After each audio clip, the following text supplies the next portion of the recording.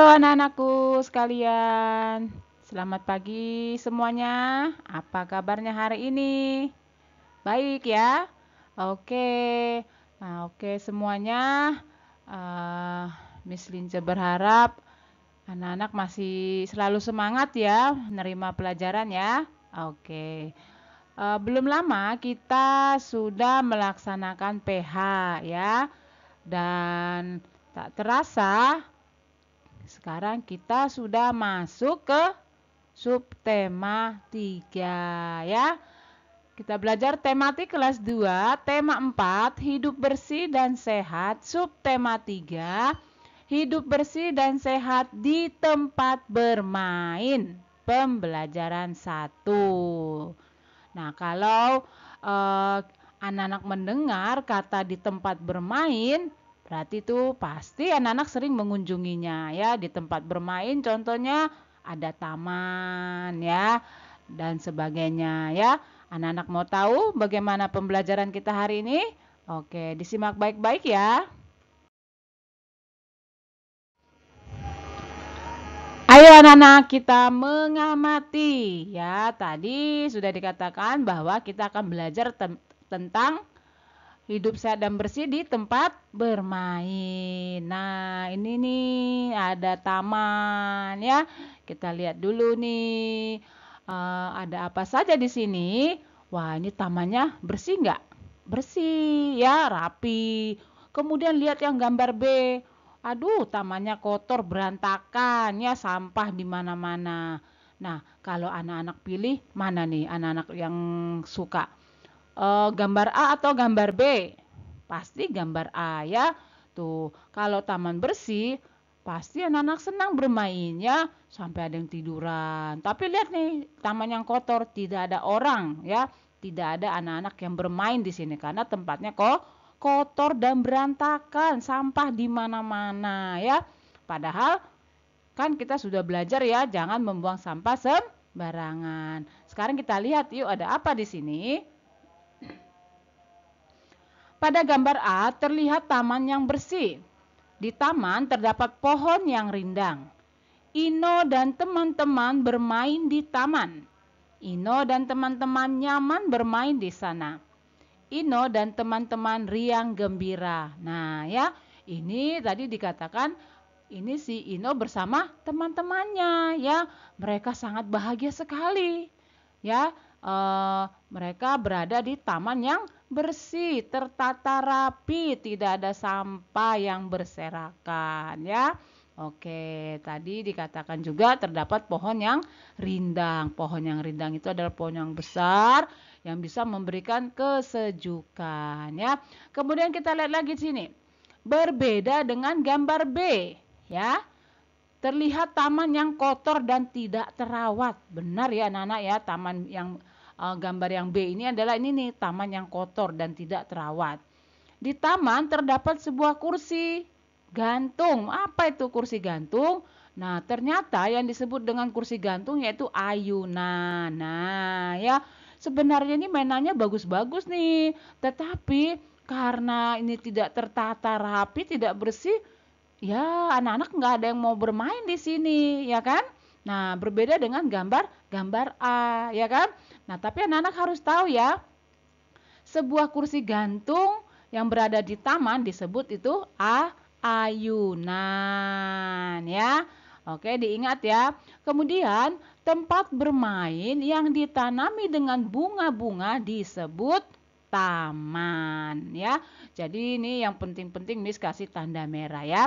Ingat, tempat bermain yang ditanami dengan bunga-bunga disebut taman. Jika kita berada di taman, kita akan merasakan perasaan suka atau bahagia yang disebut dengan senang ya. Jadi arti senang itu adalah perasaan suka atau bahagia. Itu disebut dengan senang. Oke? Nah, kita lihat lagi nih ada pengertian yang lain lagi. Di taman yang bersih, kita akan merasakan segar dan sejuk yang disebut dengan nyaman. Nah, jadi berbeda-beda di sini ya. Pengertian nyaman, pengertian dari senang itu berbeda ya. Kalau yang senang itu adalah perasaan suka dan perasaan suka atau bahagia ya. Sedangkan yang disebut dengan nyaman adalah merasakan segar dan sejuk. Nah, itu yang disebut dengan nyaman ya. Seperti ini nih, anak-anak di sini merasa nyaman berada di taman ini. Karena apa? Karena bersih, tertata, rapi ya. Sehingga mereka merasakan perasaan suka atau bahagia yang disebut dengan senang. Oke ya. Ngerti apa itu ayunan, apa itu taman, senang dan nyaman. Anak-anak paham ya di sini ya. Dan anak-anak bisa untuk membedakannya ya. Kita lanjut kembali.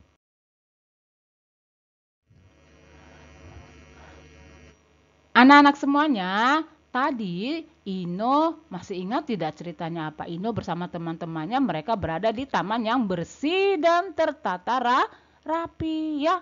Nah, kita lihat ini apa saja yang dilakukan oleh Ino bersama teman-temannya.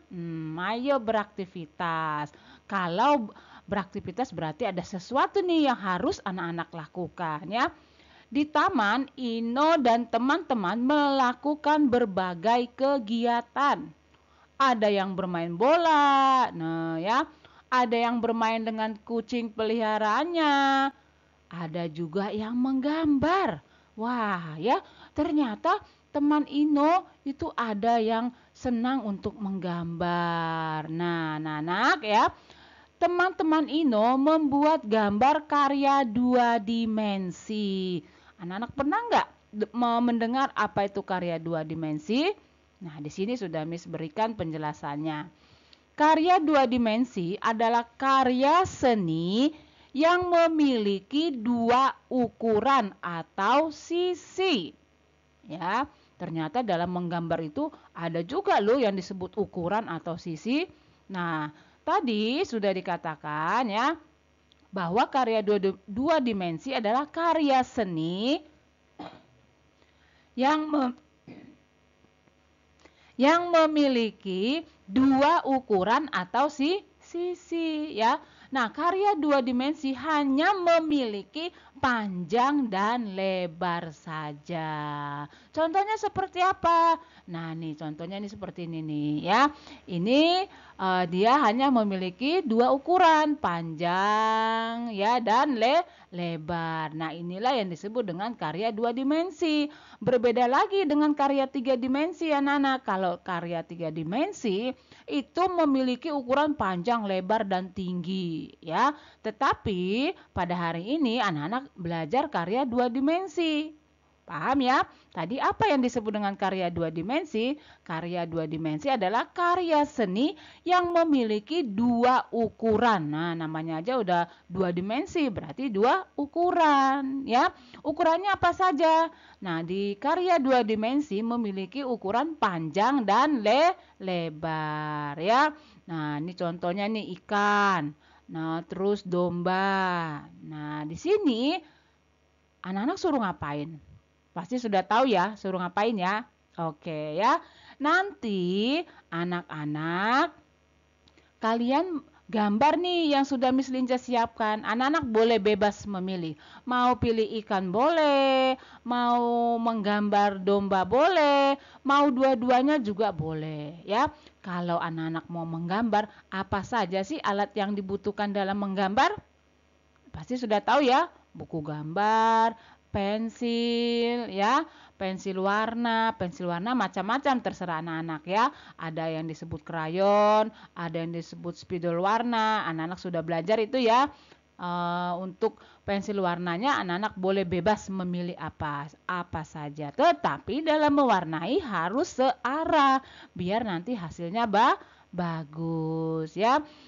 Kalau menggambar itu anak-anak jangan terburu-buru, nanti hasilnya yang tadinya gambar ikan jadi gambar kodok kalau anak-anak terburu-buru dalam menggambar. Oke ya, paham anak-anak semuanya ya? Oke ya, kita lanjut kembali yuk.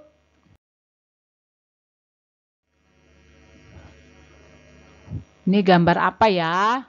Nah, supaya anak-anak lebih tahu, ayo kita belajar lagi. Setelah bermain, Ino dan teman-teman beristirahat. Iya, benar ya. Kalau udah lama bermain pasti rasa capek itu ada ya. Nah, dikatakan teman-teman Ino beristirahat. Mereka memakan bekalnya masing-masing. Bekal itu maksudnya makanan mereka masing-masing ya. Ino memakan coklat. Waduh, ini gambar coklat. Enak sekali ya. Siapa di sini kelas 2 yang suka coklat? Pasti ya, biasanya anak-anak kecil itu suka coklat ya. Miss Linca aja suka banget loh sama coklatnya ya. Tapi lihat di sini nih, ini coklatnya bentuknya apa ya? Sepertinya bangun datar loh Miss. Iya bener ya. Kita lihat di sini yuk. Nah, ayo amati bentuk kemasan coklat ini ya. Ternyata anak-anak tahu nggak? Coklat ini bentuknya balok loh. Nah ya, biar lebih tahu lagi kita lihat di sini ya. Kemasan coklat tersebut berbentuk balok. Ya, balok merupakan bentuk bangun ruang ya. Perhatikan di sini ya. Tadi dikatakan balok merupakan bangun ruang ya. Ingat baik-baik ya.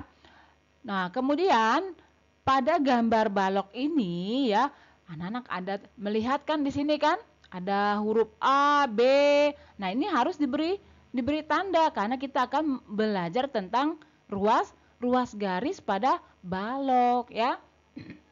Ternyata gambar coklat itu bisa kita jadikan sebuah pelajaran ya. Coklat dia berbentuk balok. Anak-anak sudah tahu bangun ruang balok.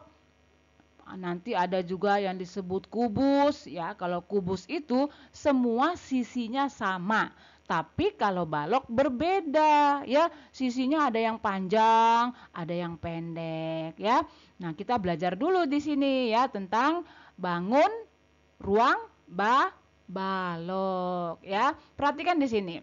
Balok di samping dibentuk oleh beberapa ruas garis. Anak-anak sudah tahu ya apa itu ruas garis? Mari kita sebutkan. Yaitu ruas garis AB. Nah, ini harus nyambung. AB, BC, CD, ya. Kemudian AD. Nah, dia harus nyambung ya. Nggak boleh anak-anak memisahkan A ke F. Enggak, ini bukan ruas garis, tapi ini nanti disebut titik sudut ya. Oke, Miss ulang lagi, kita sebutkan ruas garisnya AB, BC, CD, kemudian AD ya. Ini baru yang di bawahnya ya, alas yang di bawah. Kita lihat lagi yang di sini. EF. Nah, ini EF ya. Kemudian FG, GH, kemudian EH. Nah, yang bawah sudah, yang atas sudah, sekarang yang samping. Nah, yang samping ini nih, yang samping ini nih. Ya, ngerti ya? Apa saja ruas garisnya? AD, ya kan? EH, nah, BC, dan FG. Nah, inilah yang disebut dengan ruas garis ya. Jadi dia harus nyambung ini sisi-sisinya, ini ruas garisnya. Jangan nanti anak-anak menyebutkan ruas garis H sama F. Enggak, itu bukan ruas garis, tetapi itu bisa disebut dengan sudut. Anak-anak sudah ngerti ya ruas garis ya. Tadi contohnya AB, BC, CD, kemudian AD. Nah, harus dia nyambung ya. Dan ingat anak-anak ya, ini nih ada pesan ya. Ini sangat penting. Untuk menyebutkan ruas garis harus menggunakan huruf besar ya. Menggunakan huruf besar nih. Kenapa Miss kasih seperti ini? Ya, memang dalam penulisan ruas garis itu pun nanti sudut itu harus kita gunakan huruf besar ya. Nah, jadi nanti anak-anak sudah terbiasa. Kalian kelas 3 ingat pesan Miss Linca ya. Seperti ini, AB kasih koma. Nah, jadi kelihatannya rapi. Jangan rapat-rapat. Harus ada komanya ya, dikasih jarak. Nah, kalau penulisan seperti ini rapi kan? Rapi dan jelas ya. Nah, anak-anak sudah sih kelas 2 sudah hampir semua tulisannya rapi. Miss Linca senang sekali ya. Nah, jadi anak-anak sudah tahu ya Untuk menyebutkan ruas garis, kalian sudah paham. Nah, kalau untuk menyebutkan sudut, nah sudut itu ini nih, sudut A, ya, sudut D, nah seperti itu. Tapi kalau ruas garis, dia dua huruf nih, A, B, B, C. Nah, seperti itu. Ya, anak-anak ya. Nanti kalau ruas garis jangan lompat ke sini. Tidak ya, itu bukan disebut ruas garis. Paham semuanya? Oke ya. Yakinlah Miss Linca yakin sekali sama anak-anak kelas 2 kalian pasti paham pembelajaran tentang ruas garis ya. Oke, baiklah anak-anak ya. Pembelajaran kita sampai di sini dulu ya. Apa yang Miss Linca jelaskan pada hari ini, kalian harus belajar untuk mengingatnya, memahaminya ya. Karena ini nanti adalah modal untuk anak-anak ke kelas selanjutnya ya. Oke anak-anak yang Miss Linca sayangi dan Miss Linca cintai, pertemuan kita sampai di sini dulu ya. Pesan dari Miss Linca, anak-anak harus selalu tetap semangat dalam belajar, tidak boleh malas dan tidak boleh melawan terhadap orang tua ya. Oke semuanya, selamat pagi, Tuhan memberkati.